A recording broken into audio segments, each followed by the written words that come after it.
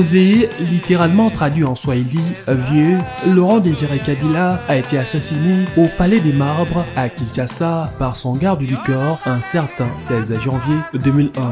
Président de la République démocratique du Congo depuis mai 1997, Laurent Désiré Kabila était originaire de l'ethnie Luba dans les Katanga. Il débuta sa lutte politique dans les années 60 où il mena la lutte contre la gendarmerie katangaise dans les rangs du parti Balubakat. Il intégra la milice de ces partis et s'est rallié à l'insurrection déclenchée par les Mobutistes en 1964. Durant une trentaine d'années, il se retira dans les maquis dans le Iwabura, toujours dans la province du Katanga. Mené par la coalition rwando-ougandaise à la tête de l'AFDEL, l'Alliance des forces démocratiques pour la libération, il marchera sur Kinshasa et renversera le régime Mobutu. Son idéal, le nationalisme, avec sa fameuse phrase « Ne jamais trahir les Congos ». Que si nous ne pouvons pas nous servir de notre or et de notre diamant dans les 2 ans qui viennent, nous n'allons pas construire la prospérité de notre peuple.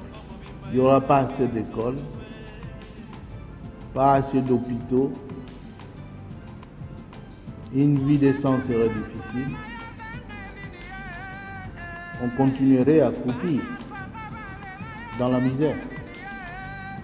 Il faut donc changer le cycle, donc l'essence de la politique. Une vision qui peut-être va conduire à son assassinat le 16 janvier 2001. Ces jours-là, un lourd silence apaisera sur les palais des marbres. Le chef d'État, les personnalités de tout ordre s'associeront au peuple congolais pour plaider et rendre leur dernier hommage aux soldats du peuple.